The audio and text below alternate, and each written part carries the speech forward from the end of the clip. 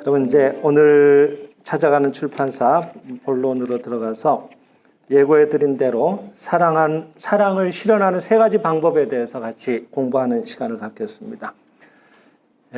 먼저 그 주제를 사랑을 실현하는 세 가지 방법 이렇게 잡은 이유를 말씀드리겠습니다.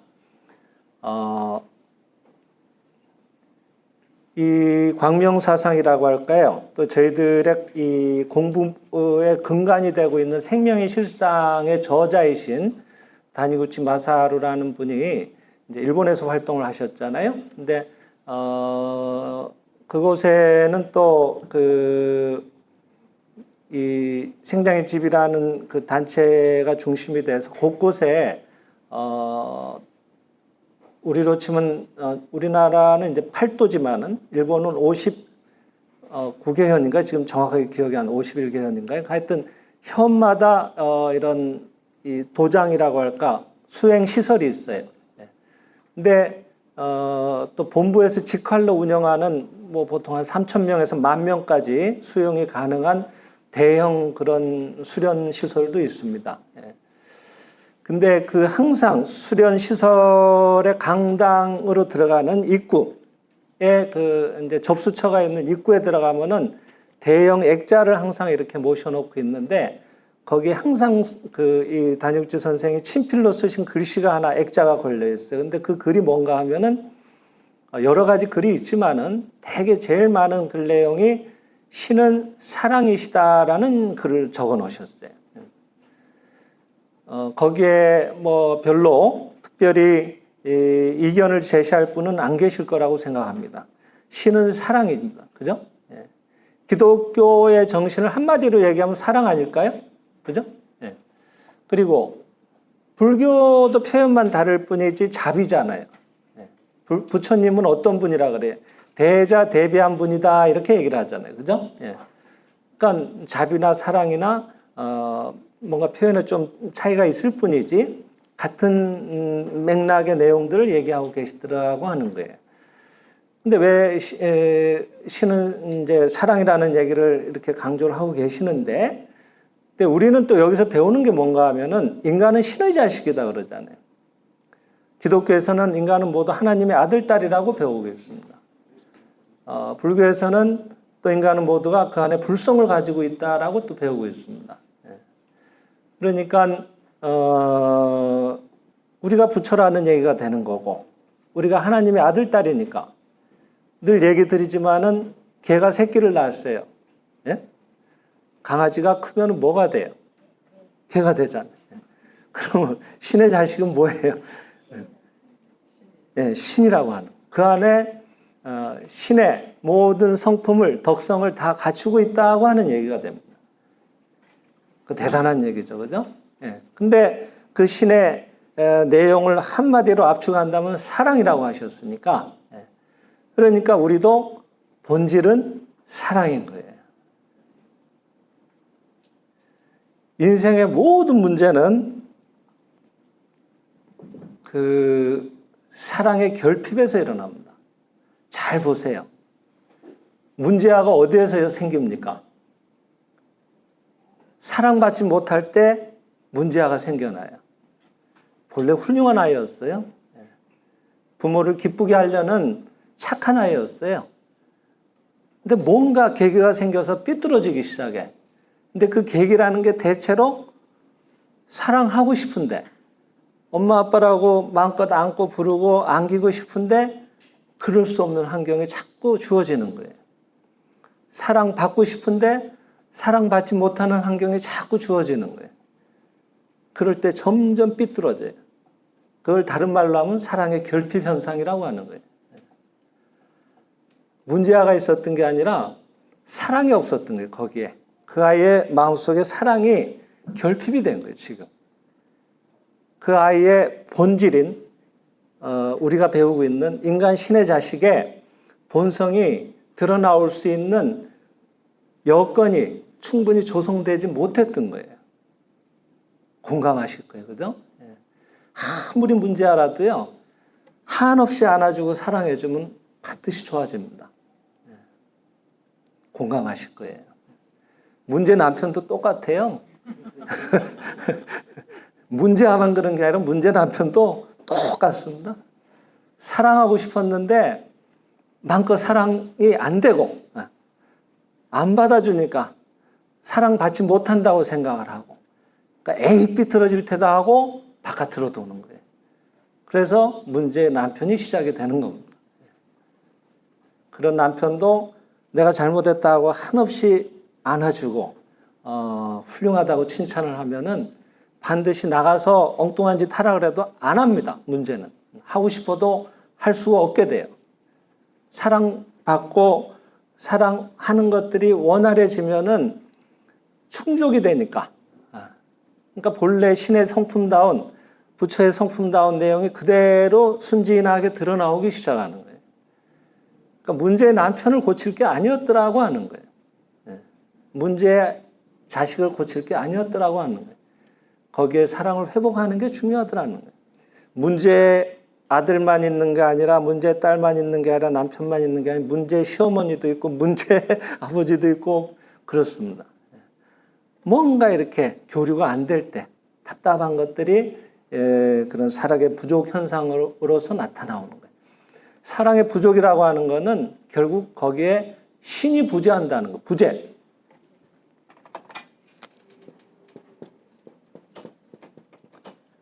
신이 안 계신 거예요, 거기에. 그죠? 신이 없으니까, 온전한 모습이 온데간데 없이 사라져버린 거예요. 온전하게 하려고 노력을 할 필요성을 느끼실 것이 아니라 어떻게 하면 신을 드러나오게 할 것이냐 하는데 마음을 써야 돼요, 우리는. 신이 드러나오면은 말 그대로, 우리가 신난다 그러잖아요. 신이 나면은 별게 다 잘 돼요.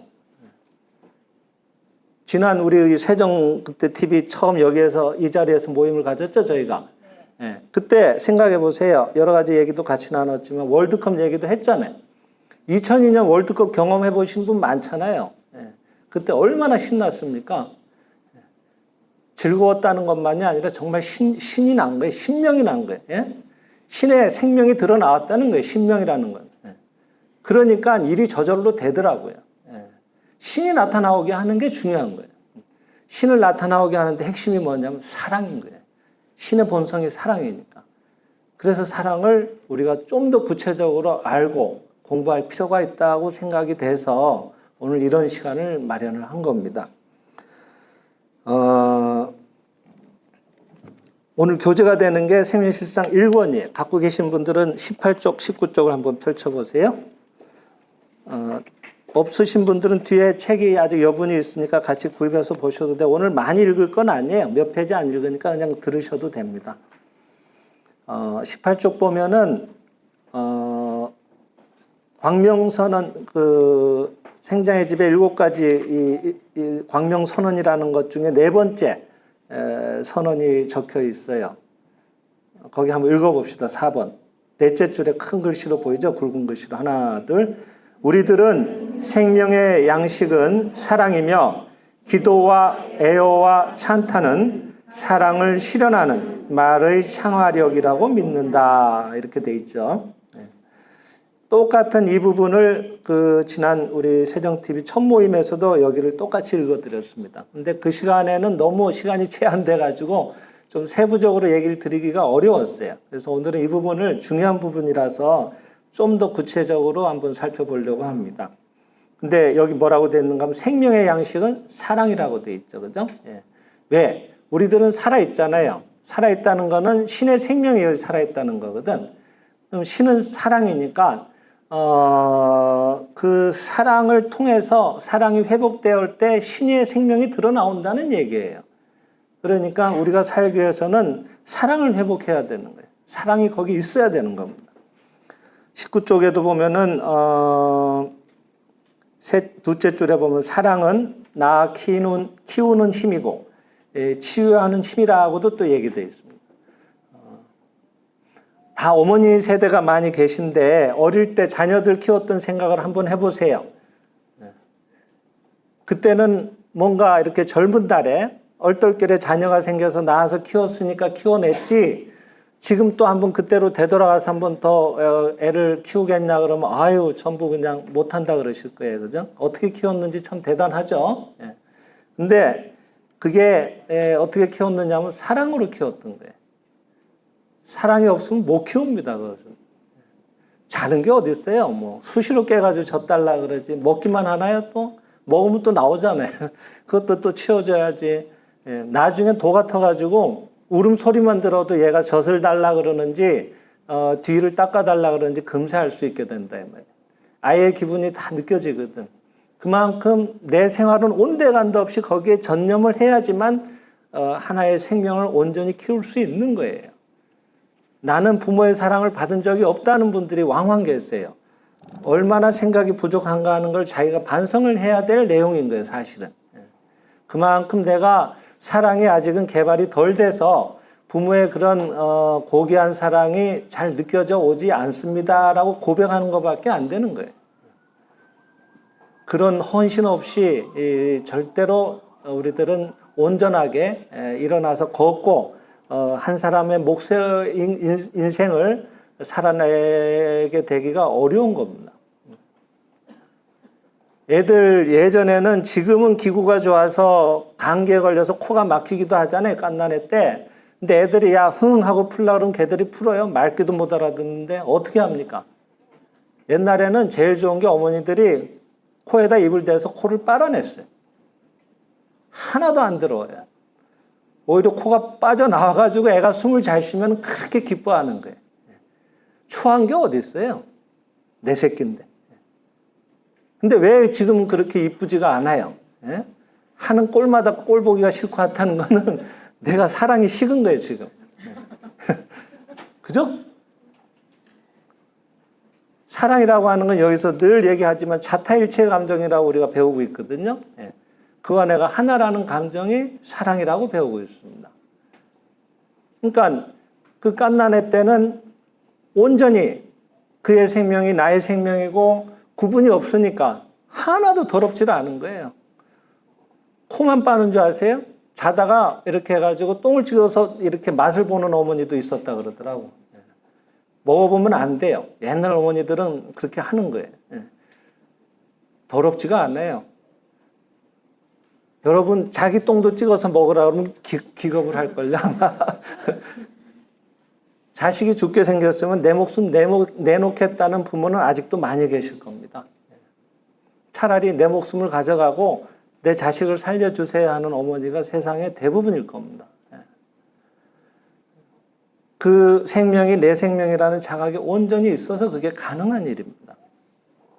근데 그런 것들이 그와 내와의 그런 일체감이 사라질 때 자꾸 이렇게 좋지 않은 것들이 자꾸 보이고 느껴지기 시작하는 거예요.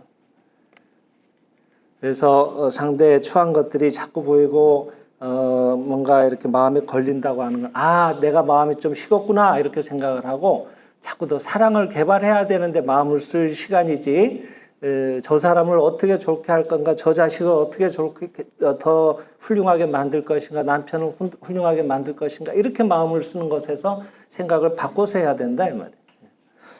그래서 사랑이라고 하는 거는 이렇게 낳고 키우는 힘이다. 그리고 치유하는 힘이다라고도 얘기를 하시면서 또 그 밑에 내려가면은 이거 뭐 일본 얘기가 돼서 안 됐습니다만은 일본 고래의 신도에서는 사랑이라고 하는 걸 매점이라는 의미로 또 이해를 한다 그랬습니다. 매점이라고 하고도 이 매점이라고 하는 것은 이 일본 말로 무습이라고 하는데 그거를 이 사랑 애자를 쓰고 무습이라고 또 읽어요. 그리고 그 밑에 내려가면은 태어나오게 하는 영, 그것을 또 무습이라고도 살령, 출산할 때 산자에다가 영자, 그 영이라고 할 때 그 영자를 붙여서 살령을 또 무습이라고도 또 읽는데 이런 것들이 이 사랑 속에 생명이 온전히 연결이 되고 그 연결이 될 때 그 생명 속에 또 생명이 태어나오는 거예요.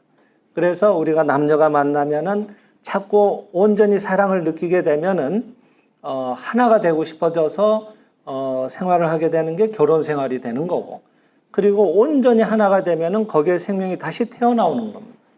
그래서 이 우주의 원리가 있다면 사랑인 거예요, 사실은. 이 우주를 지탱하고 있는 온전한 원리가 있다면 그게 사랑인 겁니다. 지금도 해가 떠 있고 천지가 운행하고 있고 우리를 살게 해주시는 천지자연에 넘치는 신선한 공기가 베풀어지는 것은 온전히 사랑의 표현이거든요. 예. 그것이 따로따로가 아니라 전부 하나로 다 연결되어 있는 거예요. 그래서 우리가 내뱉은 이런 이산화탄소를 다시 나무들은 받아서 우리한테 신선한 산소를 공급하고 다 연결이 돼서 서로가 서로를 살리고 있는 거예요. 그리고 그게 질서정연하게 그 사랑이 모습의 세계로 구체화돼서 나오면은 그게 지혜라고 하셨거든요. 그 지혜는 반드시 질서로서 작용을 하거든요. 그래서 우리가 태어나올 때는 반드시 부모가 있는 거예요. 그 부모의 부모가 조상이 되는 거고, 이런 관계를 우리가 함부로 해서는 안 된다 이거예요. 그래서 우리는 또 조상을 아주 소중하게 여기는 겁니다. 기복적으로 그분들을 받드는 것이 아니라 이런 생명의 원리를 존중한다고 하는 거예요. 거기에 부합하는 생활을 할 때 그게 법이 자연의 생활이라고 할까? 그냥 뭔가 인위적으로 애를 쓰는 게 아니라 생명이 주신 본래의 자연스러운 모습인 거예요, 그게. 그럴 때 가장 완전해지기 시작하는 거예요. 여러분, 문제가 생겼을 때 비로소 그때 뭐가 통증이 느껴지기 시작하고 부자연스러운 게 느껴져요. 불면증도 마찬가지고. 불면증이 찾아왔을 때 잠을 못 자는 걸 그때 처음 알게 됩니다. 그 전까지는 멀쩡하게 잘 잤어요. 근데 하나도 그게 감사하지 않아. 그죠? 네. 잘 자는 게 그게 당연한 거예요, 사실은. 근데 못 자게 됐을 때부터 뭔가 신경을 써요. 그리고 뭘 어떻게 잘 자려고 노력을 한다고요. 그렇게 노력하는 게 자연스러운 거예요? 잘 자는 게 자연스러운 거예요? 본래 잘 잤던 게 자연스러웠던 거예요. 그런 것들이 소중하지 않은 게 아니라 굉장히 놀라운 축복이고 신의 원리가 다 작동이 돼서 가능했던 일이라고 하는 겁니다. 그 세계로 돌아가자고 하는 거예요. 어려운 일이 아니라. 특별한 걸 하자고 하는 게 아닙니다.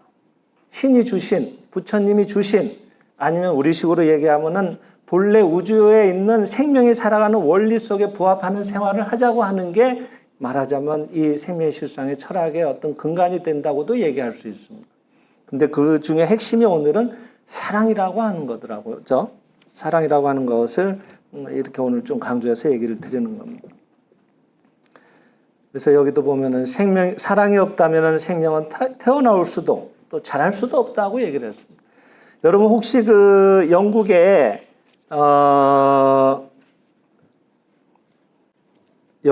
그 스코틀랜드라는 지방을 아실 거예요. 거기에 핀드온 공동체라는 마을이 있어요. 혹시 들어보신 분 계세요? 핀드온 공동체. 예. 감사합니다. 어떻게 보면 지금 생태마을, 에코빌리지, 뭐 이런 시족격이 되는 동네예요. 연간 한 70개국에서 14,000명 정도씩 연수를 다녀간다고 합니다. 커다란 재단으로 지금은 바뀌었어요. 근데 원래는 1961년도에 피터하고 에일리라고 하는 부부가 어떤 계시를 받게 돼요. 명상 중에. 그 에일리라는 부인이 명상 중에 계시를 받아서 그쪽으로 가게 돼요. 근데 피터라는 그 남편도 큰 호텔의 지배인이었다고 하니까 뭔가 경제적으로나 여유가 많았던 분이에요. 근데 이런 데 관심이 있었는지 하여튼 그 계시에 따라서 그 핀드온이라는 지역으로 이동을 하는데, 그러니까 영국은 알다시피 이렇게 여러 나라가 합쳐져 있는 나라잖아요. 근데 스코틀랜드는 제일 위에 북쪽이란 말이에요. 그리고 거기 위로 나가버린 이렇게 이 북해라고 해서 거친 바다의 바람이 계속 불어오는 곳이거든요. 거기에 많이에요, 핀드온이라는 데는. 근데 너무 바람이 세차고 이러니까 모래하고 자갈밖에 없어요. 그냥 거친 데예요. 뭔가 이렇게 농작을 이 식물을 키우고 이럴 수 있는 환경이 전혀 아니다 이 말이에요. 근데 여기에서 트레일러 같은 이런 이동식 그런 주택을 하나 갖다 놓고 부부가 그리고 이제 자녀가 3명이 있었어요. 그렇게 또 동료 되는 사람 한 사람하고 하여튼 6, 7명이서 거기서 생활을 시작을 해요. 그러면서 농작을 시작을 하는데 불과 몇 년 만에 주변에서 전문적으로 이렇게 농장을 운영하는 곳에서 나오는 수확물보다 비교가 안 될 정도의 훌륭한 농작물들이 그 안에서 나오기 시작하는 거예요. 모래와 자갈밖에 없는 그런 곳에서. 근데 이 사람들이 놀라운 일들을 해요. 그 에일리라는 부인이 특히 그런 정령이라고 할까? 이 자연 속에 있는 요정이라고도 생각하셔도 돼요. 대화를 하는 거예요. 그래서 그 요정들이 요청을 해와요. 그 얘기를 듣는 거예요. 마음의 소리로. 이렇게 해서 뭐 서로 마주보고 대화하는 건 아닌데 그냥 이심점심으로 이렇게 알아차리는 거죠. 그러면서 이렇게 해주면 좋겠다, 저렇게 해주면 좋겠다 하고 거기에 부합하는 생활을 거기서 해나가요. 가령 나중에는 그 농약을 치더라도 함부로 치질 않아요. 미리 사전에 이제 농약을 치려고 하니까 우리가 여기에 그 비닐하우스에 문을 나가는 출구를 다 열어놨으니까 여기에 그 다른 피해가 가지 않도록 알아서 다 피해주기 바랍니다 하고 또 농약도 뭐 무슨 그런 독한 게 아니겠지만은 그래서 그렇게 해서 다 대화를 해가면서 농작을 하는데 수확이 엄청난 거예요. 전문 농군들보다도 수확량이나 그 질이 엄청나게 좋게 나오는 거거든요.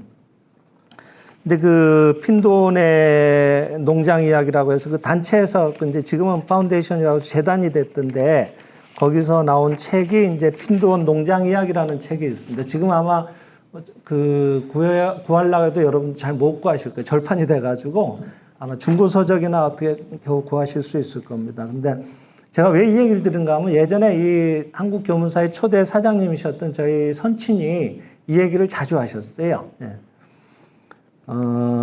근데 하여튼 여기에서 나오는 몇 가지 얘기 중에 이런 얘기가 우리한테 좀 참고가 될 것 같아요. 하여튼 그 에일리는 그런 뭔가 정령들, 그 요정들이 들려주는 내면의 목소리에 따라서 그렇게 충실하게 농사를 짓게 되는데 문제는 그 세계와 그 요정들의 세계와 접촉을 하려면은 항상 의식이 깨어있는 상태로 이렇게 마음이 고양돼 있어야 된다고 하는 거예요. 화가 나 있거나 우울하거나 또는 부정적인 감정에 빠져 있을 때는 그들의 세계에 연결이 되질 않았다고 하는 거예요. 들어갈 수가 없었다고 합니다. 근데 여기서 쓰고 있는 게 빛과 기쁨으로 충만한 그들의 세계에 들어갈 수 없었다는 얘기도 쓰고 있어요. 그러니까 그들이 빛과 기쁨이다라는 것도 우리가 알 수가 있죠. 그리고 그 요정이 또 이렇게 얘기를 한 것들을 여기도 이제 몇 줄 인용을 해 놓으셨던데, 요정 얘기입니다. 인간은 우리를 볼 수도, 들을 수도, 만질 수도, 맛볼 수도 없습니다. 하지만 우리는 놀라운 힘을 가진 존재입니다. 우리는 여기 사랑으로 서 있습니다. 생명력으로 넘치는 우리의 세계가 인간과의 교류를 위해 문을 활짝 열어놓고 기다리고 있습니다. 우리와 인간과의 진정한 교류가 이루어질 때 인간들은 신으로부터 부여받은 모든 힘을 전체 생명을 위해 사용하게 될 것입니다. 이렇게 얘기를 하고 있어요. 근데 중요한 거는 보고 듣고 만질 수 있는 그런 존재가 아니라고 하는 거예요. 우리가 이런 영적인 세계를 다 추구하시는 분들이잖아요. 마음 공부를 하고 계시잖아요. 마음이 보고 듣고 만질 수 있나요? 하지만 마음이 있다는 건 다 인정하시잖아요. 마음의 깊은 곳에 진짜 마음이 있고 그것이 영적인 세계거든요. 그게 전체 생명의 아까 말한 본질, 사랑과도 연결될 수 있을 거고 그런 세계는 우리가 이런 육체의 감각을 갖고는 파악이 되는 세계가 아니에요. 근데 우리가 왜 자꾸 이런 어려움에 빠지는가 하면은 여기서 오는 판단이나 보고 듣는 것에 기준을 삼아서 그 세계를 이해하려고 하다 보니까 어려워지는 거예요. 신이 있다면 뭐 이런 불행한 세계를 왜 방치하고 있는가 이런 모순에 빠지게 된다면 이건 우리들의 인간의 거친 마음의 창작이지 결코 원래 있었던 신의 신불의 대생명의 본원의 모습은 아니라고 하는 거거든요. 그러니까 그 요종들은 늘 저희 선치는 그 얘기를 자주 하셨는데 요종들 얘기 중에 하나가 인간들은 마치 이 불을 향해서 달려드는 불나방 같다는 얘기를 자주 했다 그래요. 자기가 스스로 죽을 걸 모르고 불로 뛰어들잖아요. 불나방들은. 그와 마찬가지로 인간은 왜 그렇게 마음을 거칠게 그 일로 인해서 자기가 그걸 고스란히 겪어야 되는데 왜 그렇게 그쪽을 향해서 질주해 가는지 도저히 알 수가 없다 이런 얘기도 했다 그러거든요.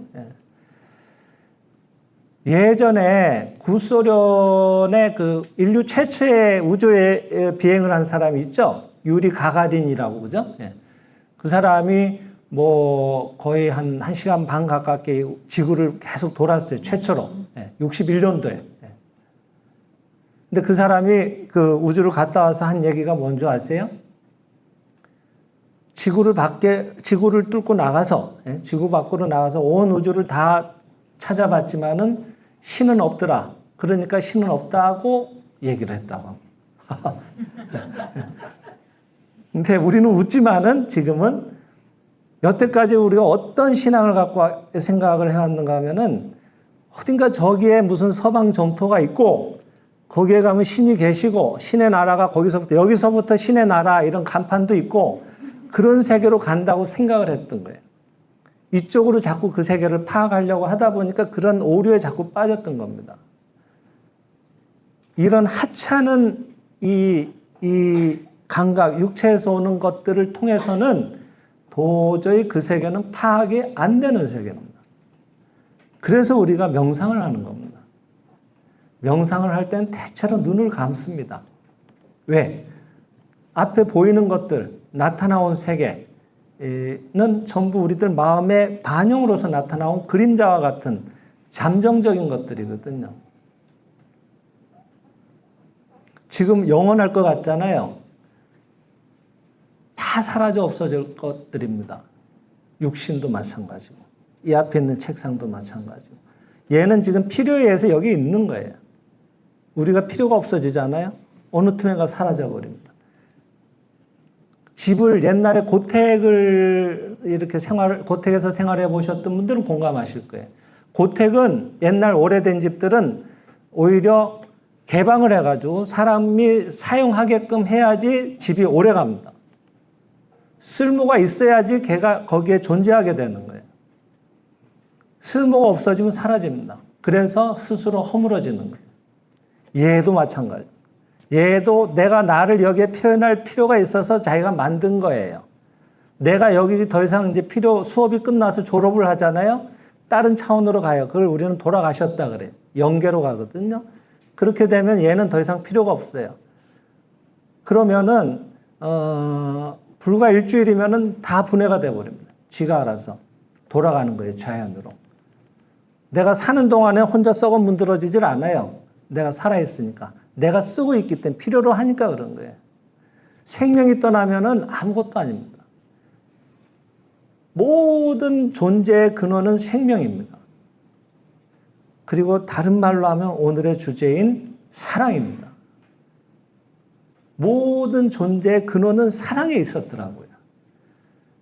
그러니까 모든 존재가 완전한 본래 모습으로 드러나오려면은 사랑을 회복해야 되는 거예요. 그래서 얘기가 조금 빗나갔습니다만 오늘은 어떻게 하면은 이제 그 사랑을 회복할 것인가 하는 겁니다. 사랑을 더 능숙하게 표현할 것인가 하는 겁니다. 아무리 좋은 노래도요, 음치가 부르면은 그 노래가 엉망진창이 돼버립니다. 차라리 안 불러주는 게 좋아요. 노래를 망쳐버리잖아요.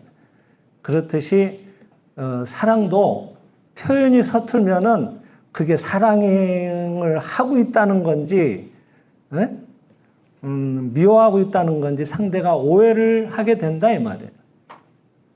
그러니까 그 사랑도 능숙하게 표현을 해야 돼요. 노래도 멋있게 부르면은 그 노래에 가진 고유의 멋이 살아나잖아요. 마찬가지로 우리도 사랑이고 내 안에 신의 본질도 사랑이라고 알았으니까 그 사랑을 좀 더 능숙하게 세련되게 표현해내야 되지 않겠어요, 그죠? 그래서 오늘 그 사랑을 표현하는 세 가지 방법에 대해서 같이 공부를 해보겠습니다. 여기까지 얘기하는데 시간이 벌써 30분이 가버렸네. 자, 그러면 이제 우리가 어떻게 사랑을 표현할 것이냐 하는 건데,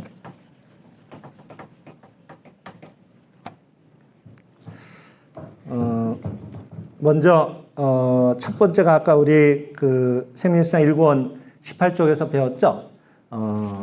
뭐라고 돼 있었어요? 그 우리들 생명의 양식은 사랑인데 그것은 기도와 애어와 찬탄, 이것이야말로 사랑을 실현하는 말의 창화력이라고 믿는다 그랬거든요. 그래서 이 기도, 애어, 찬탄 이 세 가지로 사랑을 실현한다고 하는 겁니다. 그래서 오늘은 이 기도, 먼저 기도에 대해서, 그 다음에 기도 설명 끝나면은 애어, 부드러운 말이죠, 그죠? 네. 그 다음 찬탄, 칭찬에 대해서 같이 공부를 해보겠습니다. 먼저 기도입니다. 기도는 여러분 기도가 뭐라고 생각을 하세요? 한번 속으로 답을 생각을 해보세요. 아, 나는 이게 기도다. 보통은 어떤 정해진 시간에 정해진 공간에 가서 이렇게 자세를 취하고 하는 게 기도라고 생각을 해요. 그죠? 예. 근데 이 광명사상에서는 좀 색다르게 얘기를 합니다. 오늘 교재로 지정은 안 해드렸지만은 잠깐만 소개해 드릴 거니까 인생의 비결 365장 보면은 201쪽에 나중에 뭐 메모해 놓으셨다가 책 갖고 있는 분들은 댁에 가서 한번 더 보세요. 201쪽에 보면은 끊임없이 생각한다는 것은 기도다 이랬습니다. 끊임없이 생각한다는 것은 기도다. 그러니까 나는 뭐 종교 없어요. 그런 거 안 믿어요. 다 그냥 자기 자신 믿고 그냥 열심히 살면 되는 거예요. 이런 분들 주위에 계시죠? 예. 그분은 그거를 기도하고 있는 거예요. 예. 주변에 보면은 이 세상은 전부 도둑놈뿐이야 이런 분들도 계세요. 그죠? 조심해야 돼. 그분은 도둑놈을 기도하고 있는 거예요. 그러니까 그런 분들은 어디 가나 그런 분들 만나기가 쉬워. 왜냐하면 자꾸 생각하는 것은 실현되는 원리 속에 이 우주가 움직이고 있거든. 그거를 불교에서는 유심소연이라고 했고 기독교에서는 씨 뿌린 대로 되리라 그랬거든요. 그래서 자기가 뿌려서 자기가 걷어들이는 거예요. 여러분 잘 보세요. 지금까지 내 살아온 인생을 이렇게 지금 뭐 몇십 년이든 됐든 요번 생에 삶을 반추해 보면은 되돌아 보면은 결국은 자기 믿음대로 된 겁니다. 나는 잘 될 거야 생각하는 사람이 실패하는 일은 잘 없습니다. 반드시 언젠가 잘 됩니다. 나는 안 돼. 뭘 해도 안 돼. 뭐 주변에 뭐 도와주는 사람도 없고 될 일이 뭐가 있어. 이런 사람이 잘 되는 경우는 거의 없습니다. 결국은 자기 믿음대로 됩니다.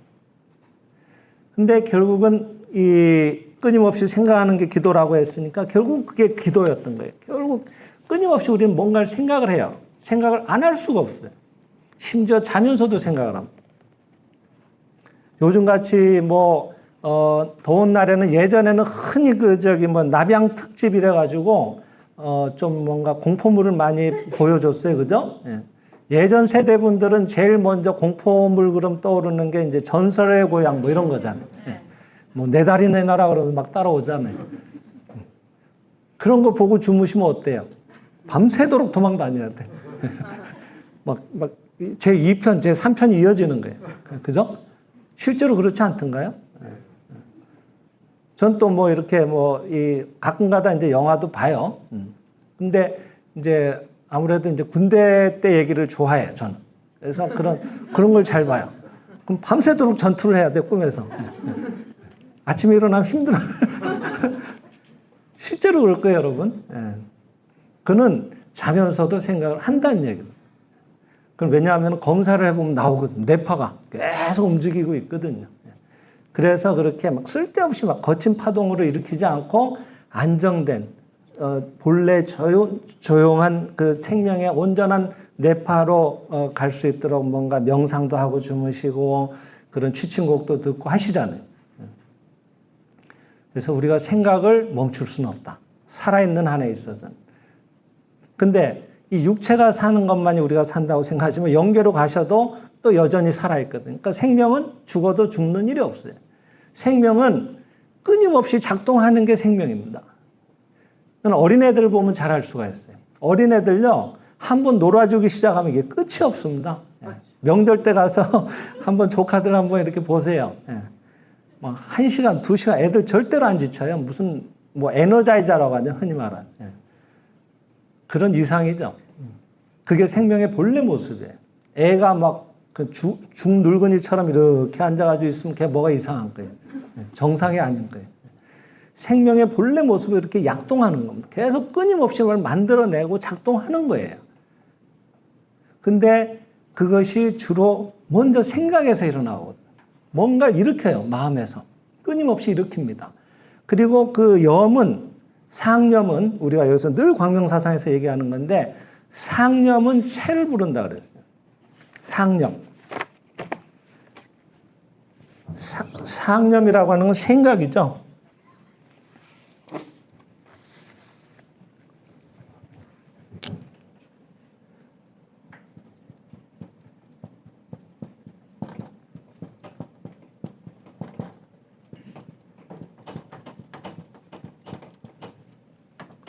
생각한다고 하는 것은 체를 부른다 그랬거든요. 체를 부른다고 하는 건 형상을 부른다 이거예요. 모습의 세계로 뭔가를 결과물을 갖고 온다 이 말이에요. 씨를 뿌리면은 수확을 하잖아요. 그와 같은 거예요. 오늘 여기 오자고 생각하셨으니까 몸이 여기 왔지. 아침에 일어났는데 지가 알아서 혼자서 몸이 여기 왔다는 분은 한 분도 안 계세요. 생각을 하니까 아침에 일어나지고 몇 시까지 어디로 이동해야 되니까 그쪽까지 내가 가 있고 그 시간에 맞춰서 차를 타고 이동이 가능한 거예요. 오늘 쉬는 날이다. 오늘 완전히 프리한 날이다. 아무것도 할 일이 없다. 그러면 몸이 안 일어나져요. 희한하죠? 예. 그런 거예요. 뭐든지 항상 생각은 뭔가를 만들어내게 됩니다. 그래서 생각이 모습을 불러온다. 지금 나의 생각이 곧 다가올 미래다라고 안다면은 구별해서 생각을 해야 되지 않겠냐는 거예요. 생각을 멈출 수는 없는 노릇인데 끊임없이 뭘 생각을 할 수밖에 없는데 우리는 그러니까 사서 좋은 생각을 해야 되는 거예요. 인위적으로. 근데 그것을 하루에 일정 시간 뭐 잠깐 뭐 이래가지고 5분 10분 기도하고 나머지는 기도를 했는데 신이 들어주실까 까먹은 건 아니실까 하고 불안해한다든지 기도했는데 절에 가서 무릎하기까지도록 기도를 하고 왔는데도 뭔가 남편 하는 모습이 마음에 안 들거든. 저게 기도가 안 통하는 건 아닐까 또 이런 불안한 마음을 가진다든지. 그러면 어느 분량이 더 많냐 하는 거예요. 우리가 형식을 취해서 하는 분량은 많아봐야 하루에 한 10분에서 30분? 혼자 하기는 그게 맥시멈이에요. 1시간도 어려워요.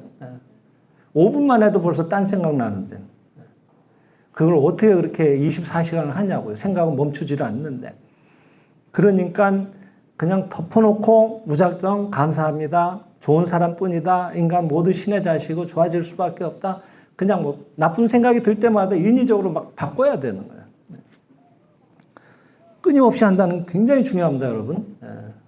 왜? 우리는 너무 이런데 부정적인데 익숙해져 있어요. 인류 자체가. 그래서 이 선생이 이 운동을 시작하실 때 인류 광명화 운동이라고 캐치프레이즈를 걸고 시작을 하셨거든요. 말씀을 바꿔야 된다. 생각을 바꿔야 된다. 생각이 구체화된 것이 말씀이고 말씀이 구체화되면 행동이 되는 거니까. 전부 이것을 우리가 실제의 모습의 세계를 만들어내고 있으니까 이걸 바꿔야 된다. 그래서 광명화 운동이라고 말씀의 광명화 운동을 제창하셨던 거예요. 얼마나 우리가 익숙한가 하면 어두운데요. 드라마 같은 거 보세요. 대체로 처음부터 끝까지 해피엔딩의 드라마는 아무도 안 봅니다. 그죠? 뉴스도 보세요. 좋은 얘기는 별로 소개가 안 돼요. 항상 사건, 사고 이런 것들이 제일 먼저 나옵니다. 어두운데 익숙한 거예요. 왜? 우리가 그쪽에 익숙하니까 자꾸 찾게 되는 거예요. 그래서 유튜브나 이런 것도 보세요. 자극적인 게 많아요. 그런데 먼저 시각이 가는 거예요. 여러분 애 키우면서 힘들었던 거, 시부모하고 힘들었던 거, 남편하고 힘들었던 거 한번 얘기해 보라 그러면 1박 2일도 더 합니다. 남편하고 싸울 때 그죠?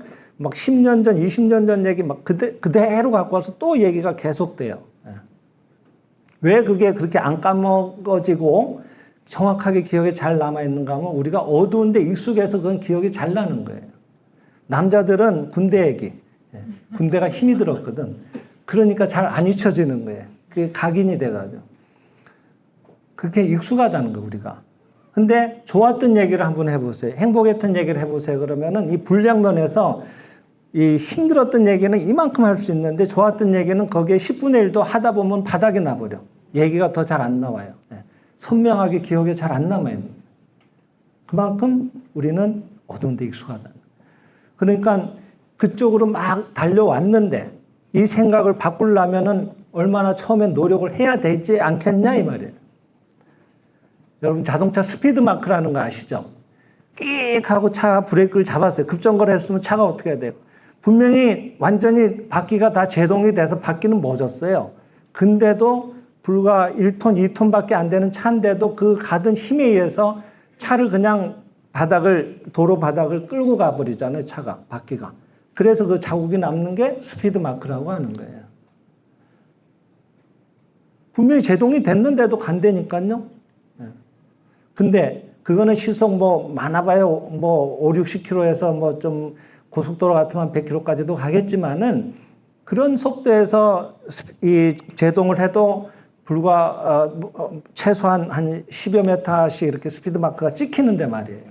차가 그쪽으로 계속 가려고 그러는데 우리가 살아왔던 인생은 1, 2년의 생이었겠냐고 하는 거예요. 한두 생이 아니거든. 심령학자들에 하면 대체로 지상 수업은 한 3,000년 정도는 수업을 해야지 지상 수업은 졸업을 한다 그러거든요. 여기 다 앉아 계시지만은 기본 1,000년 이상 되신 대단한 분들인 거예요. 영혼의 나이는. 그러면 그 수천 년 동안에 쌓인 내 생각에 이 차로 아까 달려가던 그 경량이라고 할 때 그 생각의 그 향방이 어느 쪽으로 향해 있느냐에 따라서 그걸 멈춰서 다시 밝은 쪽으로 전환하려면 어느 정도의 노력을 해야겠는지 하는 건 좀 충분히 이해가 되시잖아요. 처음엔 노력을 좀 해야 되는, 인위적으로. 그래서 끊임없이 자꾸 신가를 일으키는 게 좋습니다. 그래서 지속한다는 게 참 중요한 건데 여기에 지속에 좋은 사례가 있어서 하나 소개를 드리겠습니다. 일본에서 있었던 얘기인데 이 생장의 집의 단체에 어떤 한 남성분이 찾아왔어요. 이분이 여기 오면 다 좋아진다 그래서 혹시 제 문제도 해결이 될까 해서 찾아왔습니다 하고 얘기를 한 거예요. 그러니까 무슨 문제냐고 물어보니까 아내하고 지금 같은 집에서 10년째 별거 중인데 그러니까 일본에 2층 집이 많잖아요. 그러니까 1층은 자기가 살고 부인은 2층에 사는 거예요. 그래서 별거 중인데 이런 저희 부부 같은 경우도 좋아질까요? 하고 상담을 하는 겁니다. 그러니까 강사분이 참 대답을 잘해 주셨어요. 아, 좋아지죠? 좋아집니다. 네. 근데 지금 처음 오셨고 너무 이렇게 복잡하게 얘기 드려도 어려울 테니까 내가 하라는 대로 요 딱 한 가지만 해보세요. 그것도 5일만 하면 됩니다. 많이 하지도 마세요. 5일만 해보세요. 뭘 하면 됩니까? 그랬더니 지금 이 시간 이후로 5일 동안 뭐든지 눈에 보이는 사물, 사람, 대상, 어떤 일이든지 간에 무조건 감사합니다 하세요. 5일만 해보세요. 반드시 부인하고 사이가 좋아집니다. 이렇게 얘기를 하는 거예요. 이분이 10년 동안 별걸 했는데 5일은 못하겠냐 하는 생각이 드는 거예요. 그래 해보지 하고 마음을 먹고 이제 그 상담받은 곳에서 나왔어요. 나오면서 보니까 제일 먼저 보이는 게 전봇대가 보이네. 옛날 얘기니까. 전봇대님 감사합니다.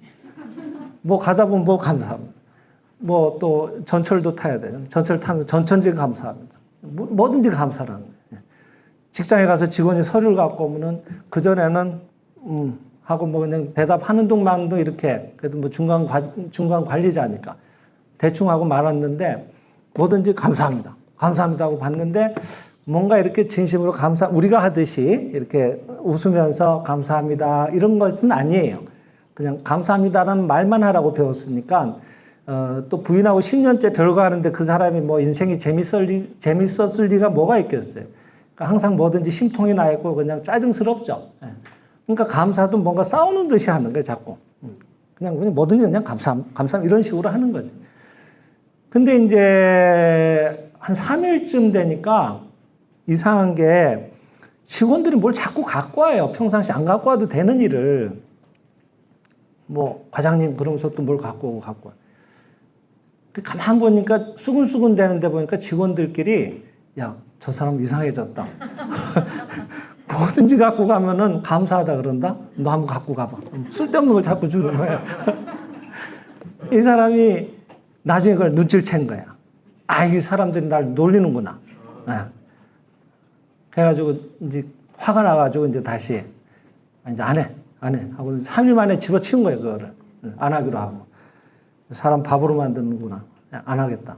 그리고 이제 집에를 왔는데 희한하게 10년 동안 별걸 하면서 남편이 퇴근을 해도 왔는지 마는지 그냥 밥이나 대충 차려놓고 너는 너대로 먹고 뭐 이런 식이었거든요. 내다보지도 않고.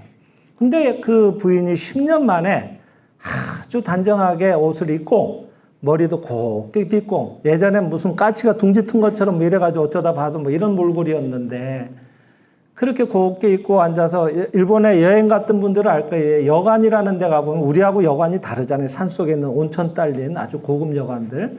그런 데 가보면은 오카미상이라고 해서 그 주인이 곱게 기모노 옷을 입고 현관에 이렇게 꿇어 앉아가지고 다소곳하게 이렇게 손을 모으고 거기에다 이마를 대고 어서 오십시오 하고 인사를 합니다. 일본 사람들은. 근데 옛날에 일본의 부인들이 대체로 남편이 퇴근하면 그렇게 했거든요. 근데 이 부인이 10년 만에 그렇게 다소곳하게 현관에서 머리를 조아리면서 이제 오십니까 하고 인사를 하는 거예요. 깜짝 놀랐죠. 그러면서 하는 말이 잠시 제가 좀 드릴 말씀이 있으니까 제 방으로 좀 와주시겠습니까 하고 방으로 올라가는 거예요. 이게 부부인데 하도 10년 동안 별거를 해놓으니까 네 방 내 방 따로 있는 거예요. 그래가지고 이제 알았다고 하고 이제 그 가방 갖다 놓고 2층 아내 방으로 갔어요. 갔더니 잠깐만 앉으시라고 하더니 차를 또 곱게 한 잔 내와요. 그러면서 제가 뭐 한 가지 좀 물어봐도 되겠냐고 묻는 겁니다. 얘기해 보라고. 당신 요새 뭐든지 그렇게 감사합니다 하던데 어떻게 하면 나도 그렇게 감사할 수 있는지 좀 가르쳐 주세요 이러는 거예요. 그 남편이 깜짝 놀랐죠 그때. 자기는 그냥 5일만 하면 좋아진다 그래가지고 그냥 뭐라 그래야 될까 뭐 믿거나 말거나 한번 그냥 그 실험하는 기분으로 했던 거예요 사실은. 그러니까 뭐 무조건 감사합니다 이런 식으로 했던 거죠. 근데 그걸 봤던 거예요 아내가. 그래도 뭐 밥을 차려주면 감사합니다 하긴 했을 거 아니에요. 왜냐하면 자기는 이걸 5일 동안은 쉬지 말고 해야지만 사이가 좋아진다 그랬으니까. 근데 그 모습에 아내는 감동을 했던 겁니다. 그때 거꾸로 이 남편분이 거꾸로 이제 자기도 자세를 고쳐앉고 일본 사람은 참 희한해. 뭘 잘못하면 금세 꿇어앉아 금세. 그래가지고 부부가 서로 마주 꿇어앉으면서 이제 내가 미안했다. 내가 정말 잘못했다. 나는 그렇게 건성으로 고맙다고 인사를 했던 건데 그런 모습에도 당신이 감동을 하고 어떻게 하면 감사할 수 있냐고 나한테 묻는 걸 보면서 내가 얼마나 감사를 모르고 살았으면은 당신한테 감사하다는 인사를 얼마나 내가 해본 적이 없었으면 그런 표현을 얼마나 안 했으면은 그런 감사에도 당신이 감동을 했겠는가. 내가 지나고 보니까 정말 표현이 서툴렀네. 지난날 내가 참 부끄러웠어요. 내가 이제부터 잘할게. 하고 또 남편은 또 남편대로 또 아내한테 사과를 하고 또 부인은 부인대로 아니에요. 제가 지난날 좀 너무 이래야 되고 저래야 되고 당신 구속을 많이 했어요. 많이 힘드셨죠? 하고 또 사과를 하고. 그날로 해결이 됐어요. 5일도 안 갔어요. 3일 만에 해결됐어요. 실합니다, 여러분. 제가 드리는 얘기들은 하나도 거짓말을 보태는 일이 없어요. 왜냐하면 가감은 하는 게 있어요. 좀 빼야 돼. 너무 막 얘기가 심각한 게 많아가지고 뭐 밥상이 날라갔다 뭐 이런 얘기를 우리는 책에 그대로 못 써요. 예. 그래서 오히려 줄이는 경우는 있지만은 보태는 일은 없습니다. 너무 얘기들이 많으니까. 이게 다 있었던 일들이에요. 그러니까 여러분 감사를 엉터리라도 5일도 아니지 3일만 해도 이런 결과가 나오니까 오늘 한 가지 마음의 결심을 해주세요. 오늘 이 시간 이후로 주무실 때까지 오늘 하루만 감사를 해봅시다. 감사를 마음에서 놓지 말아보세요. 그럼 어떤 변화가 일어나오는지. 아마 오늘 밤 주무시면서도 계속 감사가 증폭이 될 거예요. 그럼 내일이 달라져요. 그렇게 해서 바꿔나가는 거예요. 우린 계속 이쪽으로 달려왔다네. 한번 서야 될 거 아니에요. 그래야 다시 이쪽으로 갈 수가 있지. 빛을 향할 수가 있지. 이런 노력도 안 하면서 이거는 어떻게 해야 돼요? 저건 어떻게 자꾸 물으면 그건 좀 염치가 없는. 그러니까 우선 연습을 한번 해봅시다. 그래서 사랑을 실현하는 첫 번째 방법이 기도라고 했는데 기도는 정해진 시간에 하는 기도도 기도지만 사실은 끊임없이 생각하는 것이 기도라고 했으니까 지속하는 게 중요하더라. 어떻게 하면 틈을 내서 자꾸 밝은 말을 일으킬 거냐. 그중에 제일 좋은 건 감사드라고 하는 거. 이해가 되셨죠? 그죠? 예. 자, 그러면은 벌써 1시간이 됐어요. 여러분도 워낙 집중을 하셔서 5분만 쉬고 사랑을 실현하는 3가지 방법 중에 이제 나머지 2가지에 대해서 한 가지 또 추가적으로 살펴보겠습니다.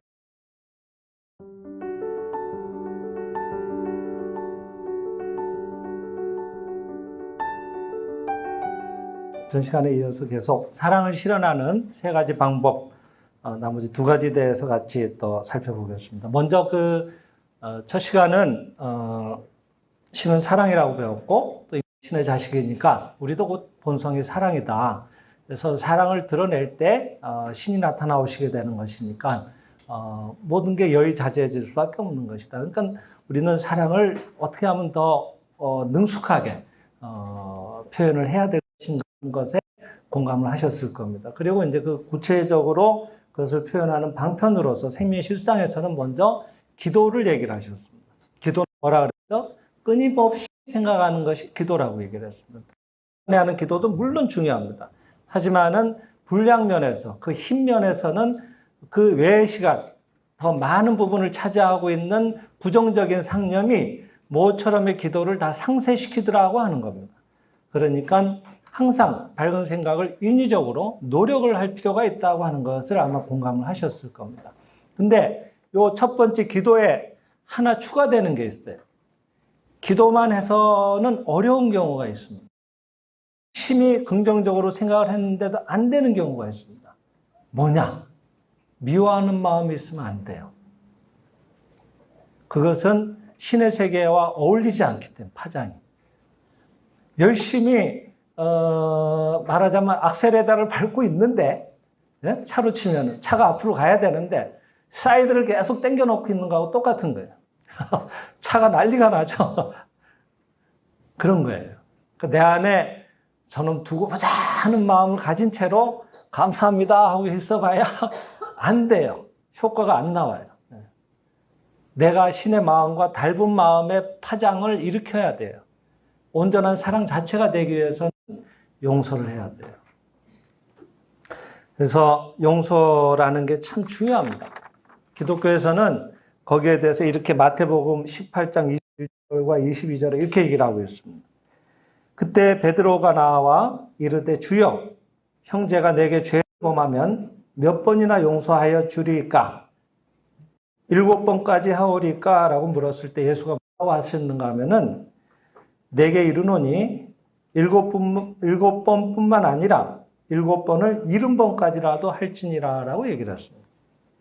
그러니까 7번을 70번 하라고 하셨으니까 77이 49, 490번을 하라는 얘기다. 그죠? 근데 그게 490번이 아니더라는 얘기예요. 무한히 용서하라는 거예요. 끊임없이 용서하라고 하는 겁니다. 끊임없이 용서하라고 하는 것은 용서 자체가 돼야 되고 용서 자체가 된다고 하는 건 미워하는 사람이 네 마음속에 없어져야 된다는 얘기입니다. 네. 나쁜 채로 내가 너 용서했어 그래. 너 다시 안 보면 그만이지 그래. 그 대신 내가 참아준다. 이게 아니다 이거예요. 나쁜 사람이 아니었구나 하고 알 때까지 내가 오히려 그를 향해서 화해의 기도를 하라고 하는 겁니다. 그래서 내 마음속에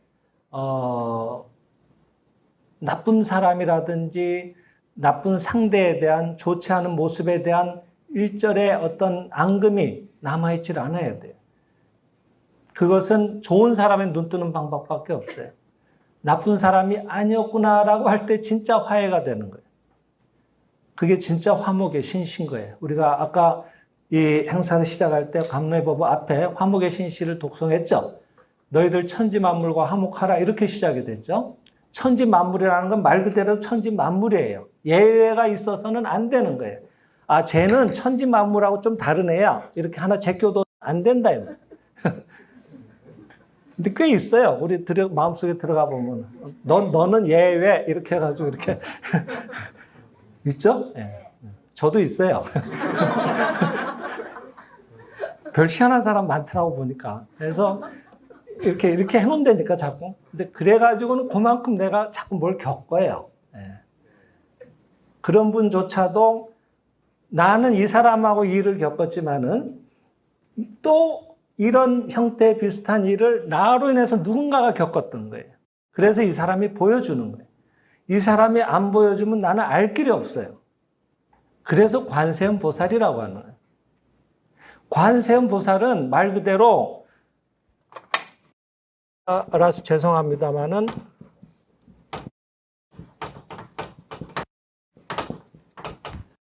관세음 볼관자거든요. 본다고 하는 거는 눈으로 보는 게 아니라 마음으로 본다. 세상 세자, 소리음자.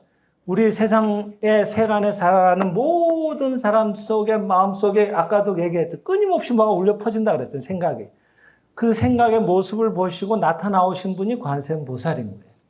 어디 계시는 딴 분이 아니라 그분이 여러분 남편이고 여러분 자녀인 거예요. 내 믿음 만큼 보여주고 있잖아요. 죽일 놈이 바로 관세음 보살이었던 거예요. 그죠? 그러니까 얼마나 내 모습을 거울처럼 보여주니까 감사할 수밖에 없는 논리가 거기서 당위성이 생기잖아요. 그러니까 진리도 이렇게 조금 풀어서 얘기하면 아, 그래서 내가 감사를 해야겠구나 하고 알고 해야지 그래도 힘을 좀 더 낼 수가 있거든요. 지속할 수가 있거든요. 억울한 채로 하면은 재미가 안 나서 잘 안 돼요. 그래서 이런 시간을 마련하는 겁니다. 그래서 7번을 70번 하라고 하니까 이제 오늘 490번 중에 한 번 남았다. 내일 한 번만 더 하면 이제 용서 다 했다. 이렇게 계산하시지 말라 이거예요. 그게 아니라 나쁜 사람이 내 마음속에서 아예 없어져야 된다는 거예요. 그거는 내가 좋은 사람이 눈 뜨는 길밖에 없는 거예요. 그래서 지금 제가 드리는 이 얘기는 최고하신 독구이라고 생장의 집에 아주 훌륭한 선생이 계셨어요. 박사였습니다. 생장의 집에 이사장까지 하고 아주 대단한 분이었어요. 그분이 실제로 한국에 와서 강의하셨던 내용을 제가 녹취를 해서 지금 여러분들한테 들려드리고 있는 거예요. 제 강의가 아닙니다. 그런데 그런 훌륭한 분의 강의니까 얼마나 이 좋은 내용이 많이 차 있겠어요.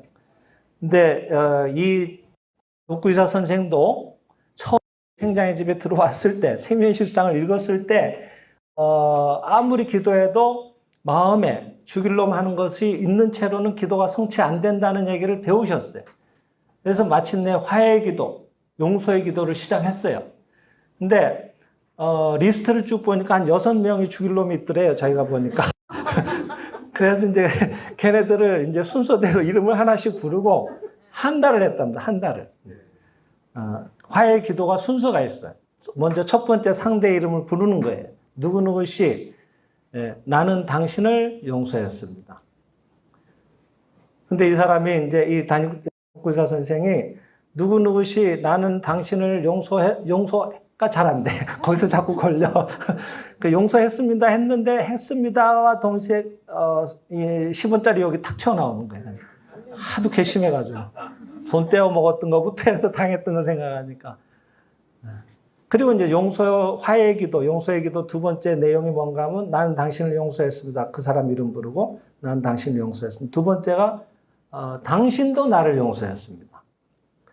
근데 당신도 나를 용서했습니다. 그런데 당연하지 이 소리가 나오더래요. 내가 지금 용서해줘도 시원찮을 판인데 네가 뭘 날 용서하고 말아. 뭐 당연한 거지. 뭐 이런 마음이 됐다고 하는 거예요. 그렇게 힘들었대 이분이 하는데도 이렇게 훌륭한 선생인데도. 그리고 이제 당신과 나는 신의 생명의 세계에 있어서 본래 하나입니다. 감사합니다. 이게 이제 화해의 기도거든요. 이거를 이렇게 하나, 둘, 세 가지를 한 조로 짜서 20번 반복하는 거를 화해의 기도라고 해요. 네.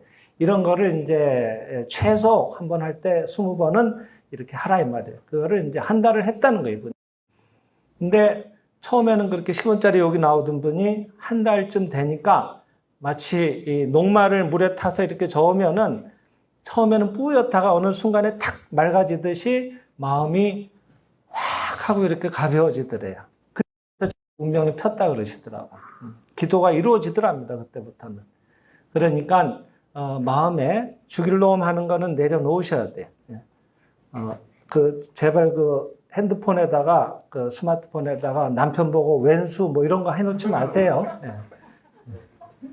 부처님 이렇게 해놓으세요. 꽤 있어요. 그런 식으로 하는 경우가. 거기다 저장은 안 하지. 혹시 볼까봐. 근데 마음으로는 그렇게 부르고 있다. 이 말이에요. 그러면 안 된다. 이 말이에요. 볼 때마다 훌륭한 부처님, 하나님의 아들, 딸 이렇게 부르는 거예요.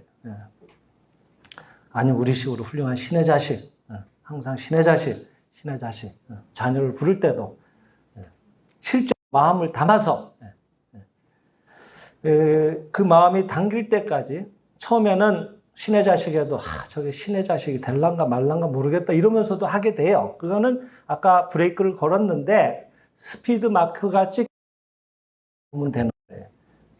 등이 일어나는 거예요. 여태까지 내가 걔 때문에 당한 거 생각하면 화가 나거든. 그런 거예요. 근데 어느 날 딱 쓰게 되면 그 다음에 내가 원하는 방향으로 가기 시작합니다. 되기 시작해요, 실제로.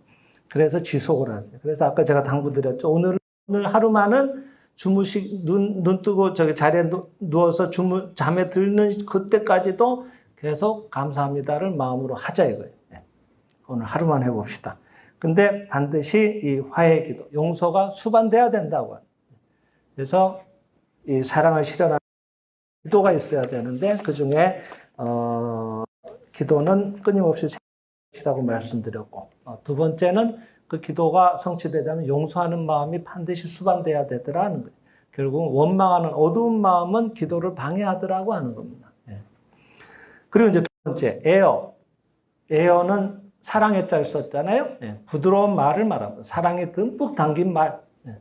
여러분 결혼 전에 연애할 때 그 배우자를 바라보던 그윽한 눈길을 한번 떠올려 보세요.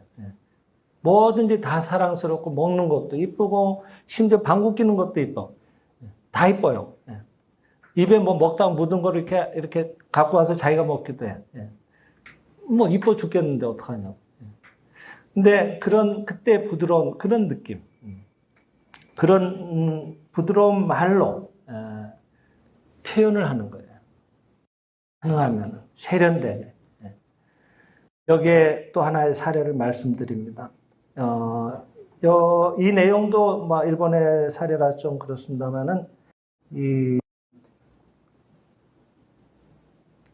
존속 살해 미수에 그쳤던 한 학생, 이제 중고등학생 정도 돼요.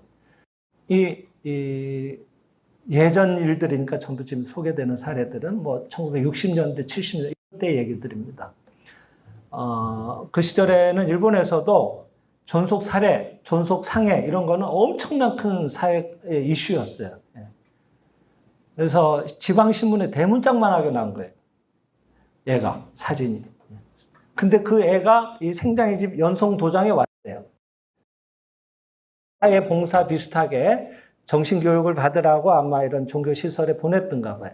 그래서 이제 이 강사분이 이 아이를 맡게 됐어요. 그래서 한 열흘 정도 이렇게 계속 이어지는 연성회라고 하는데 거기에서는 그런 행사에 참석을 했습니다. 새벽부터 밤 잠들 때까지 계속 감사만 배워요. 인간 신의 자식 감사, 부모에게 감사 이런 얘기 계속 합니다. 그리고 실상관 배우고. 이제 마침내 열흘이 끝나고 이 학생이 집으로 돌아가게 됐어요.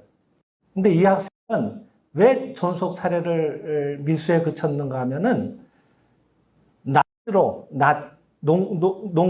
농가에서 쓰는 그 별을 베는 낫 아시죠? 그 낫으로 아버지를 찍으려고 했다가 이게 가족들이 말려서 미수에 그쳤어요. 동네 사람들이 다 보고 이러는 바람에 그게 이제 보도가 돼버린 거예요. 왜 그렇게 아버지를 낫으로 찍으려고 했는가는 이 아버지는 얘만 보면 때려. 왜 그런지 모르는데 때려요. 그렇게. 항상 때리는 거예요. 너무너무 맞아가지고, 막. 근데 이제 나이가 좀 들고 중학생 이상이 되고, 이제 곧 몸짓도 이제 생기고. 그러니까 이제 피하게 된 거예요, 자기가 하루는. 아버지가 막 때리려고 그러는데, 항상 또 머리를 때리니까. 때리려고 그러는데, 피했는데, 아버지가, 평상시 같으면 맞고 막, 내가 뭐 싹 그 자리에서 피하니까 때리다 말고 아버지가 중심을 잃은 거예요, 몸의 중심을. 그래서, 자기가 중심을 잃어버린 거예요, 아버지가. 그래서, 움찔하면서 넘어질 뻔할 때, 이 학생이, 아들이 말이에요. 내가 피하니까 이제는 아버지한테 안 맞을 수도 있구나 하는 걸 알게 된 거예요. 그러니까 이제 좀 자신이 생긴 거예요. 근데 그러니까 이제는 뭔가 대들고 싶은 마음도 들었는지 아버지가 뭐 이렇게 해서 이렇게 우물쭈물하고 있을 때 옆에 보니까 낯이 있었던 거예요. 그러니까 울분은 차고 더 이상 이제 못 맞겠다 이런 울분이 그때 터져 나왔는가 봐요. 순간적으로 든 게 손에 든 게 낯이었던 거예요. 그래가지고 그걸 들고 아버지한테 대들었던 거예요. 근데 이제 그거 안 된다고 가족들이 뜯어 말려가지고, 이제 미수에 그쳤는데, 이게 이제 사건이 됐던 거죠. 그러니까, 여기 와서 계속 배운 거예요. 아버지한테 감사해야 된다, 그래도. 아버지도 뭔가 사랑이 서툴러서 그런 거다. 진실은 너를 미워한 게 아니라, 뭔가, 이 표현이 안 된 거예요, 말하자면. 사랑받고 싶은데 아내로부터 인정받지 못하고 그런 울분, 차인 게 뭔가 또 터져나온 게 자식한테 나오고 막 이게 꼬인 거예요, 말하자면. 본래 우리들을 살리고 계시는 신불의 온전한 훌륭한 모습, 서로가 서로를 살리는 그 사랑이 온데간데 없이 왜곡되고 일그러져 버리니까 빛이 없는데 여러분 곰팡이가 낍니다. 그죠? 마찬가지. 사랑이 없는 데는 병불행이라는 게 찾아오거든요. 일그러진 거친 마음들이 막 드러나오는 거예요. 그래서 잠깐 그런 모습으로 비춰졌을 뿐이다. 아버지도 말하자면은 마음의 환자다.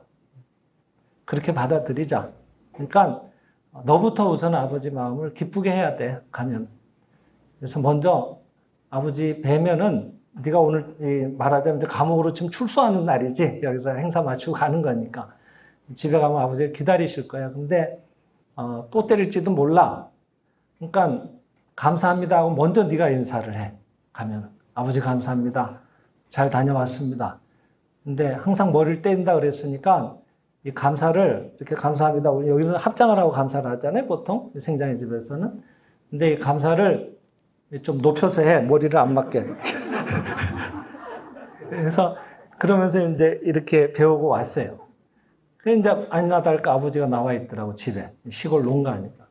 그래서 이제 너무 멀리서는 할 수 없으니까 어느 정도 가까이 가서 이제 아버지 감사합니다 하고 이제 인사를 했어, 배운 대로. 그러면서 이제 발을 보는 거야, 아버지 발을.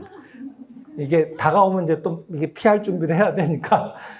근데 어느 정도 오더니 아버지가 더 이상 거의 다 왔는데 안 와요, 더 이상. 이상하게.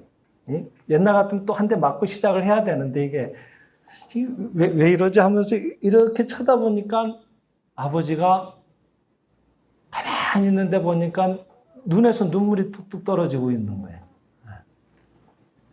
아버지도 아들로부터 감사합니다 하고 다녀왔습니다, 감사합니다 하는 그런 부드러운 말을 처음 들어본 거예요. 그 집이 어땠는지를 알 수가 있어요, 그 환경이.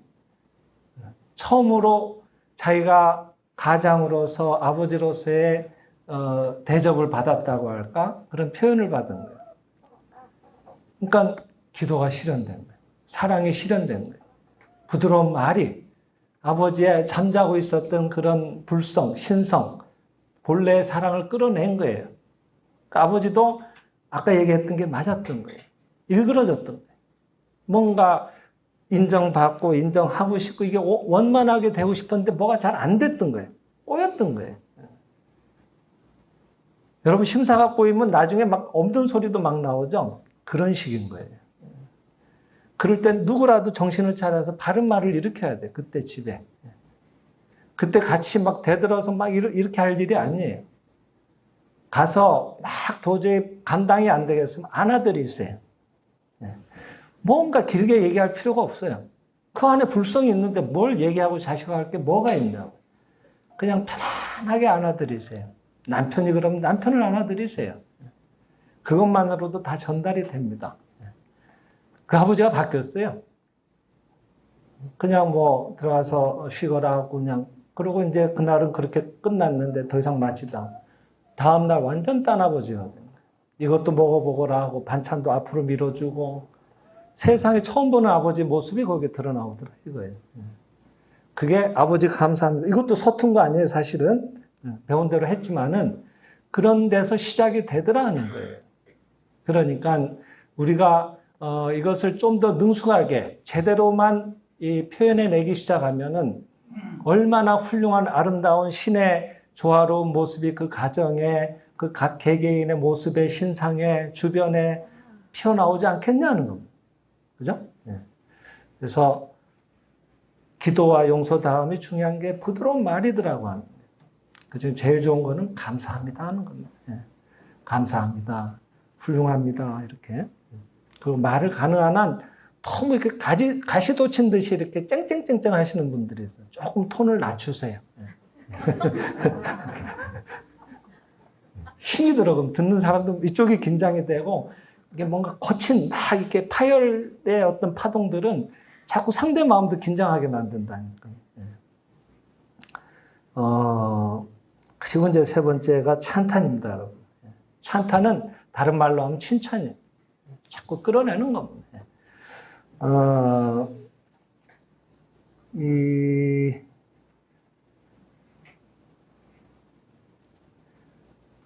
근데 칭찬할 게 있어야지 내가 칭찬하죠. 이런 분들이 많아요.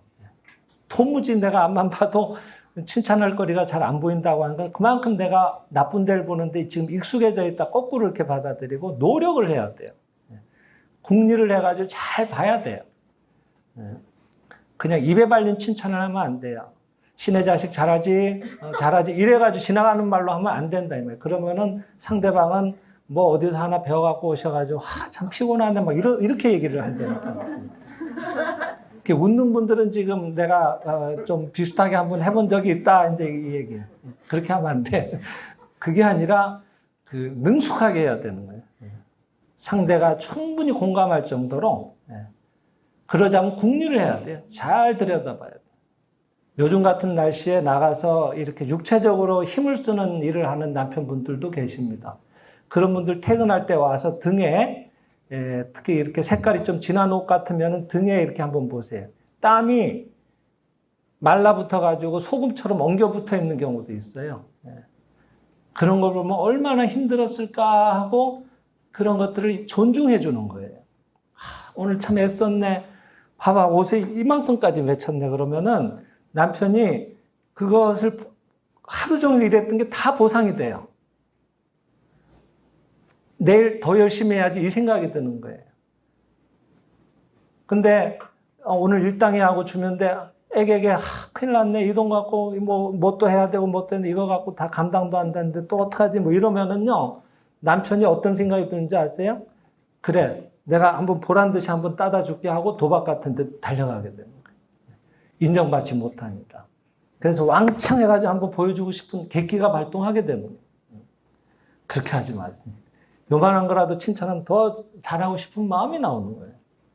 80이 되신 분한테도 노부부 간에 말이에요. 아이고 이제는 당신도 늙었네. 젊은 날에 그렇게 이뻤댔는데 뭐 이런 얘기를 하면요. 힘이 빠져요. 근데 80이 됐든 90이 됐든 참 미모가 여전하시네요. 어쩜 그렇게 보기가 좋으세요? 뭐 이런 얘기를 하면은 더 가꾸세요. 50이 돼도 60이 돼도 상관이 없는. 그래서 부부 사이가 그런 것만으로도 많이 좋아집니다. 그러니까 우리가 들여다보면 얼마든지 궁리하고 상대를 감동시킬 칭찬거리가 거기에 곳곳에 숨어 있다고 하는 거예요. 보물찾기하고 비슷한 거예요. 옛날에 왜 소풍 갔을 때 이 동산에 뭐 바위 틈 밑에도 숨겨놓고 이런 보물찾기 기억나시죠? 쪽지 이거 찾아오고 뭐 거 적힌 대로 상품 받고 그죠? 그런 거예요. 진짜 좋은 것들은 이렇게 깊은 곳에 숨겨놓으셨다고 하거든. 다이아몬드도 그렇잖아요. 길바닥에 널리면 그게 값어치가 있겠어요? 깊은 곳에 있잖아요. 그러니까 그것들이 존중받잖아요. 그런 거예요. 훌륭한 내용들은 그렇게 흔하게 이렇게 눈에 띄게 있지는 않습니다. 더 안에 깊이 노력해서 찾아내라고 우리는 수업을 하려고 여기 온 거예요. 너무 흔한 것들이 진짜 당연한 것들이 넘쳐나고 있다고만 생각하고 그것들이 좋은 걸 잊고 지냈던 것 때문에 이제는 이런 조금은 생각한 것이 바로바로 실현되기 어려운 상세계라는 또 특별한 수업 무대에 와서 끊임없이 생각을 강하게 키워야지만 그것을 결실을 맺을 수 있는 특별 무대라고 하거든요. 지상세계는. 영계는 또 다르다고 해요. 영계는 생각하면 바로바로 실현돼서 이런 원리를 잘 모르면 오히려 혼동에 빠진다고 하거든요. 그러니까 여기는 지금 그런 수업을 하는 곳이에요. 그러자면은 좀 노력을 기울여야 돼요. 그러려면 깊이 들여다보고 인위적인 내가 그것을 상대가 공감할 만한 거리를 계속 하루 종일 생각해야 돼. 그럼 그게 결국은 상대를 바꾸는 게 아니라 상대의 좋은 면을 보는 내 마음을 키우는 행사가 돼버려요. 결국 그게 내 사랑을 개발한다고요. 사랑은 신의 본성이고 신은 다른 말로 하면 사랑이기도 하지만 모든 좋은 것의 전부니까 좋은 것에 자꾸 눈 뜨는 훈련을 내가 하고 있다는 것이 바로 내가 신의 세계로 돌아가고 있다는 거거든요. 그러니까 내 안에 신의 마음의 파장이 자꾸 울려 퍼지니까 그 마음의 반영으로 훌륭한 모습이 그때 드러나오는 거예요. 그러니까 기도는 사실은 엄밀하게 얘기하면은 바꾸는 게 아니에요. 자기를 바꾸는 거예요. 내 안에 보는 틀을 바꾸는 게 기도더라고 하는 겁니다. 그죠? 그러니까 그런 면에서 여러분 오늘 또 가면 뭘 칭찬할까 하는 것들을 잘 고민하세요. 내 노력을 담아야 돼요. 거기에다가. 그 대머리 보고 참 강사님 머리가 풍성한 게 보기가 좋습니다. 이러면 안 돼. 여기 뭐 몇 가닥 남은 거 이쪽에서 이쪽으로 엮어가지고 겨우 걸쳐놨는데 칭찬하라고 가르쳤더니 일본에서 어떤 그 회원이 그렇게 칭찬을 하더랍니다. 그 칭찬인지 욕인지 나중에 헷갈리는 거예요. 근데 우리는 그런 때는 웃지만은 나는 그런 식의 칭찬은 빈말로 하는 칭찬은 안 하는지 반성해 볼 필요가 있다. 정말 상대가 공감을 할 만한 내 노력은 기울였는가? 정말 그 아이들도요, 제일 관심사가 공부잖아요, 어머니들은. 공부해라 그러면 공부 안 해요. 근데 걔네들이 항상 하는 말이 있어. 나 요거만 해놓고 공부하려고 그랬는데 엄마가 자꾸 공부하라 그랬어요. 짜증나서 안 할 거야. 뭐 이렇게 반항하는 때가 있어요. 근데 실제로 걔네들은 계획이 있는 거예요. 그러고 싶었던 거예요. 그럴 때, 그랬구나. 미안해. 이렇게 얘기를 해주고 그걸 존중해주면 실제로 더 자기를 정성을 다해서 할 수가 있었을지 몰라요. 근데 내 식으로 자꾸 이렇게 해주면 좋겠다, 저렇게 해주면 좋겠다 하는 식으로 자꾸 갖다 그 구속을 하려고 하니까 더 마음에 그런 속박감을 느껴서 자꾸 벗어나려고 하는 그런 반발심을 보일 수도 있죠. 그 영국에 여러분 잘 아시는 그 비평가로 토마스 카일라일이라는 분이 계십니다. 프랑스 혁명사라고 굉장히 역작을 남기신 분인데 이분이 처음에 암만 글을 써서 기고를 해서 뭐 잡지 사고 신문 사고 갖다 내봐도 반응이 없어요. 아무 데도 써주질 않았습니다. 그래서 내가 마침내 이제는 이 붓을 꺾을 거야. 더 이상 이제 이거 못하겠어. 이렇게 부인한테 이 실토를 자기 고백을 했을 때 부인께서 당신이 그렇다면은 마지막으로 나를 위해서 한 번만 글을 써줄 수 있겠냐. 내가 그것을 제대로 한번 읽어보고 싶다. 그래서 썼던 글을 줬어요. 부인을 위해서 사가지고. 근데 그 부인이 방에 들어가서 한참 정성 들여서 읽고 난 다음에 남편한테 얘기를 했습니다. 토마스 카일라일한테. 당신은 천재다. 세상이 아직 천재를 못 알아본 거다. 당신 문장은 대단하다. 천재다. 그렇게 찬탄을 했습니다. 천재라고. 그때 이 카일라일은 그렇다면 내가 당신을 위해서 글을 쓰겠다라고 그 포기를 꺾어버렸어요. 그래서 그때 글을 계속 포기를 안 하고 썼던 게 그런 위대한 역작들을 남기고 시대에 남는 그런 영국의 대문호의 반열에 오를 만큼의 그런 경제의 글을 쓰게 됐다고 하는 겁니다. 아내의 칭찬이 없었으면 오늘날의 프랑스 혁명사는 없습니다. 다 그런 거예요. 우리가 잘 아는 그 여러 가지 위인들도 그죠? 예. 다 그 뒤에는 놀라운 그분들을 믿어준 스승들이 있었고 그렇습니다. 남들도 칭찬해주고 좋은데 보려고 노력을 하는데 내 가족이고 내 부모고 내 자식이잖아요. 끌어내십시오. 그 안에 얼마든지 믿어 의심할 필요가 없는 이런 놀라운 그런 신의 생명이 거기 지금도 건전하게 약동하고 있습니다. 그것은 이 찬탄으로 또 끌어내게 되는 겁니다.